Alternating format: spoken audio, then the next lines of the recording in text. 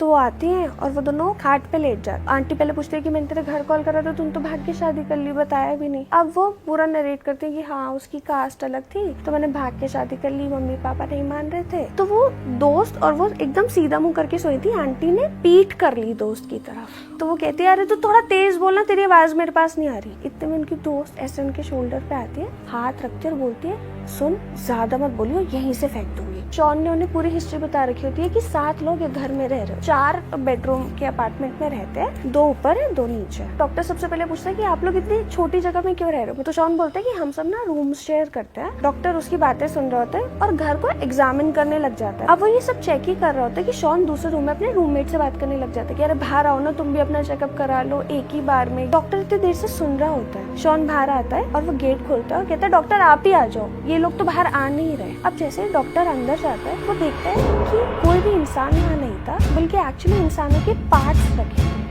हाँ तो भाई स्वागत है आप सभी का नए एपिसोड में। आज का जो हमारा पॉडकास्ट है भाई आप सभी के हमारे खुद के फेवरेट जॉनर का है, दैट इज हॉरर।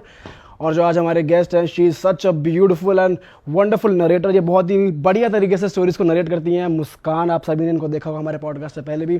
तो आज की जो कहानियां हैं ये लेकर आई हैं, बहुत ही ज़बरदस्त हैं, बहुत ही थ्रिलिंग होने वाली है। इस पॉडकास्ट को एंड तक देखना।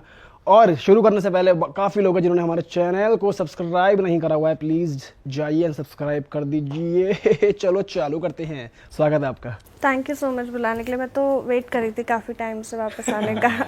बहुत टाइम हो गया था। हाँ, तो मैं तो बहुत इंटरेस्टिंग स्टोरीज लेके आई हूँ, तो स्टोरी से ही स्टार्ट कर रहे हैं। बिल्कुल, बिना किसी देरी के। Okay okay. हाल चाल तो हमने पूछ लिया आपसे आपका। तो ये मेरी फ्रेंड ने मेरे को स्टोरी बताई है और ये उसकी मदर की है। तो जो आंटी, ये इंडिया का ही केस है? हाँ इंडिया का ही केस है। एक्चुअली उत्तराखंड के हैं जो 2 केसेस अभी मेरे पास है ना, वो दोनों उत्तराखंड के हैं। तो जो उसकी मदर थी, उनकी ना एक बचपन की दोस्त थी, और अब मदर हैं तो मतलब वो थोड़ी पुरानी जनरेशन की हैं। उनकी जल्दी शादी हो गई थी। जो उनकी बचपन की दोस्त थी उनकी भी जल्दी शादी हो गई थी। पर जब वो 10-15 साल, जितने भी साल साथ में खेले कूदे, तो जैसे लड़कियां खेलती हैं ना ऐसा घर घर वाले गेम्स, डॉक्टर डॉक्टर, ऐसा वो खेलती थी। और ज़्यादातर थोड़ा पुराने ज़माने का था, तो वो थोड़ा शादी की बातें, ये हम तो अपनी शादी के लिए बहुत एक्साइटेड हैं, और ऐसी ऐसी बातें करती थी जब वो अपनी दोस्त के साथ आंटी बात करती थी।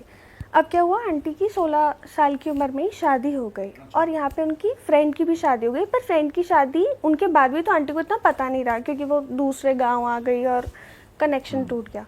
तो अब जब आंटी थोड़ी बड़ी हुई, उनकी बेटी हुई, उनको ना ऐसे सपने आने लग गए अपनी दोस्त के, जहाँ पे वो वहीं अपने पुराने गांव में मायके में, और वो अपनी दोस्त के साथ वैसे ही घर घर खेल रही हैं। और वो घर घर कैसे खेल रही है, बचपने में नहीं, अभी अडल्ट जो उनका फेस है उसी फेस पे उसी लुक्स में।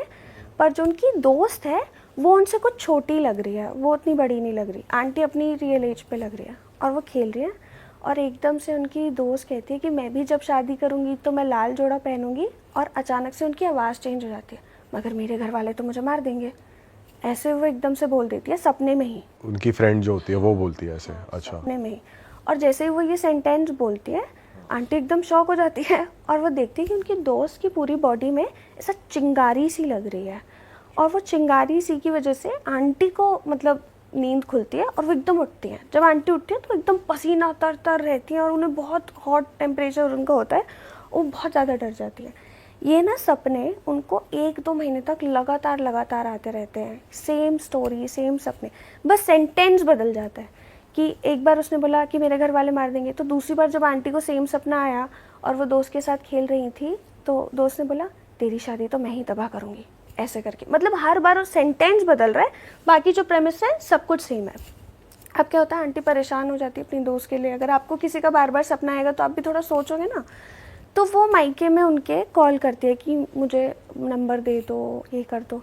तो जो उनकी दोस्त की मम्मी होती है फ़ोन उठा के कहती है वो हमारे लिए मर गई, उसने हमसे भाग के शादी करी है, हमारा उससे कोई मतलब नहीं है, और हम उसके साथ अब नहीं बात करना चाहते, हमें बार बार कॉल मत करो, और डांट के कॉल काट देती है।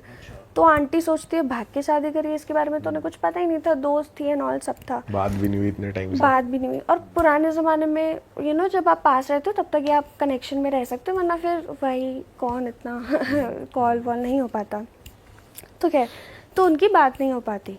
तो आंटी ना 1-2 महीने बहुत ज़्यादा ही परेशान हो जाती है। वो सोना भी बहुत कम कर देती हैं। कई बार तो उनके घर में जो मेरी दोस्त है उसने नोटिस करा कि आंटी चाय बना रही होंगी, चाय रख दिया, गैस जला दी, बट उन्होंने वो जलाई नहीं है, सिर्फ वो गैस लीक हो रही है। मतलब उनके घर में आग लगते लगते 3 से 4 बार अलग अलग लोगों ने रोका है। कभी मेरी दोस्त ने रोका है, कभी आंटी के पति ने रोका है, क्योंकि वो गैस जला देती है बट माचिस ही नहीं लगाती, तो गैस लीक होगी तो